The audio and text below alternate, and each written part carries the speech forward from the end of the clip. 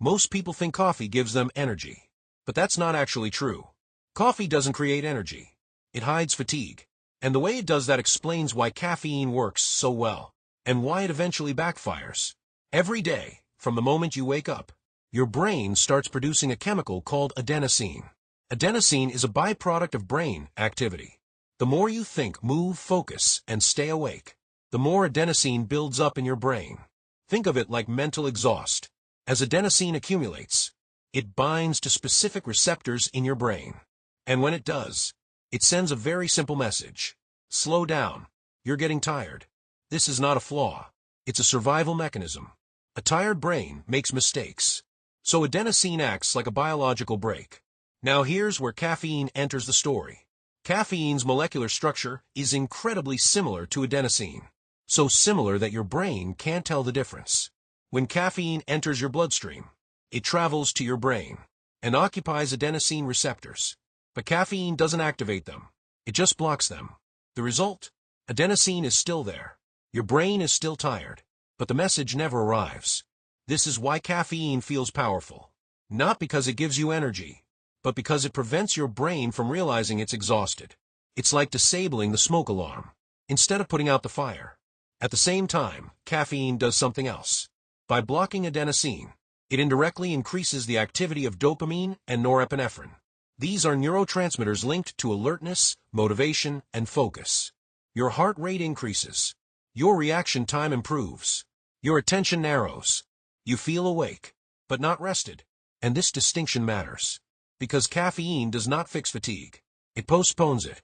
Here's where sleep problems begin. Caffeine doesn't leave your body quickly. Its average half-life is about 5 to 7 hours. That means if you drink a cup of coffee at 4 p.m., around 10 p.m., half of that caffeine is still active in your system. Even if you feel calm. Even if you think you're fine. And for some people, it's worse. The speed at which you process caffeine depends on a liver enzyme called CYP1A2. Some people break caffeine down quickly. Others do it very slowly.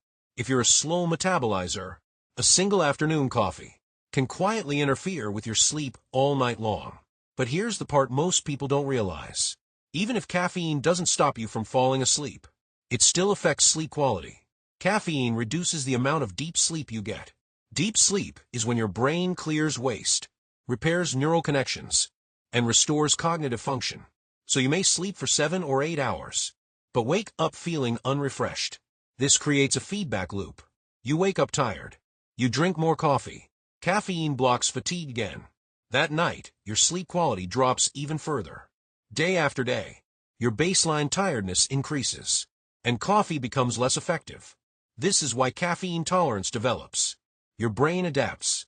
It creates more adenosine receptors to compensate for the blockage, which means you now need more caffeine to achieve the same effect.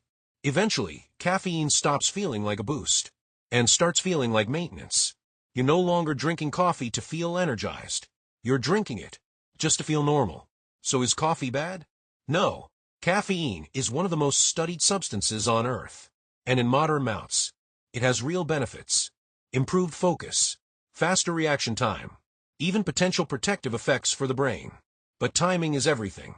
Most sleep researchers recommend avoiding caffeine at least 8 hours before bedtime. Not because caffeine is dangerous, but because sleep is foundational. You can't out-caffeinate biology. Coffee doesn't give you energy. It borrows alertness from the future. And eventually, that debt has to be paid.